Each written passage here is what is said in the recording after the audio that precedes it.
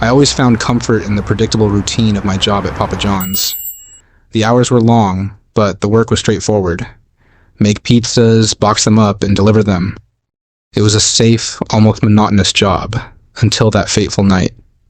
It started like any other evening. The sun dipped below the horizon, and the neon lights of the store flickered on. My coworker Laura and I busied ourselves with the evening rush. She was in the kitchen, prepping dough and topping pizzas, while I managed the orders and handled deliveries. Around 9 p.m., just as the dinner crowd started to thin out, an order came in for a delivery to an old house on the outskirts of town. The address was unfamiliar, but I wasn't concerned. Deliveries took me to all sorts of places, and old houses were a dime a dozen. The house was a decrepit Victorian-style mansion, its paint peeling and its windows darkened with grime. The streetlight across the road cast long, eerie shadows, making the place look even more sinister. I pulled up, feeling a shiver run down my spine despite the warm summer air. I grabbed the pizza box and walked up the creaky front steps. The porch light flickered erratically, adding to the unsettling ambiance. I knocked on the door and waited. The only sound was the distant hum of crickets. After a few moments, I knocked again. This time, the door creaked open just a crack, revealing a dimly lit hallway beyond. "Hello?" I called out, but there was no response. I pushed the door slightly, and it swung open with an ominous groan. The hallway was lined with old portraits, whose eyes seemed to follow me as I moved. Dust particles floated in the air, illuminated by the single, bare bulb hanging from the ceiling.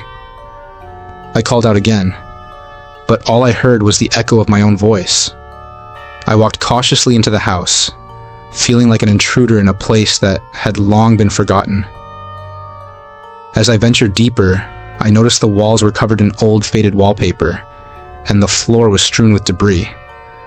A loud thud came from somewhere upstairs, making me jump. I froze, clutching the pizza box tightly. "Hello?" I tried again, but my voice wavered. I took a deep breath and started up the stairs, each step creaking under my weight. At the top of the stairs, a narrow hallway stretched out before me. The doors on either side were closed, but one was slightly ajar. I approached it slowly, the hinges squeaking softly. Inside was a dusty old bedroom, furnished with an antique bed and a large ornate mirror.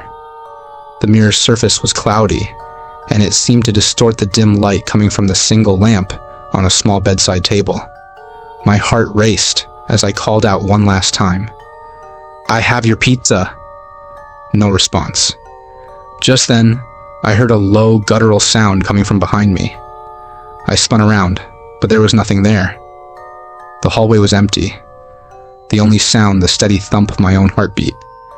I took a step back, bumping into the dresser. The mirror on the dresser caught my reflection, but something was off. In the reflection, I could see a shadowy figure standing behind me, just out of sight. I whirled around, but the hallway was still empty. Panic set in. I backed away slowly, my eyes fixed on the shadowy figure in the mirror. It was getting closer, its form becoming more defined.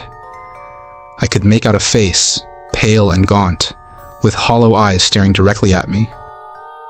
I turned and fled down the stairs, the pizza box nearly slipping from my grasp. The house seemed to close in around me, the shadows stretching and warping as I raced towards the front door.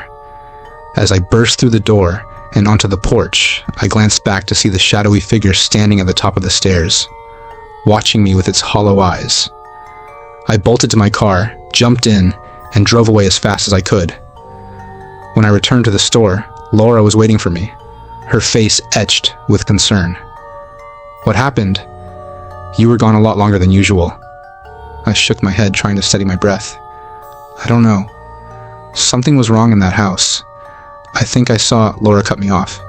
"It's probably nothing. Just an old house getting to you. It's probably been empty for years." But I knew what I'd seen. The figure in the mirror was burned into my memory, and I couldn't shake the feeling that I had barely escaped from something far more sinister. That night, I found it hard to sleep. Every time I closed my eyes, I saw the shadowy figure watching me. its hollow eyes reflecting my own fear. I knew I'd never forget that house, or the thing that lurked within its darkened halls.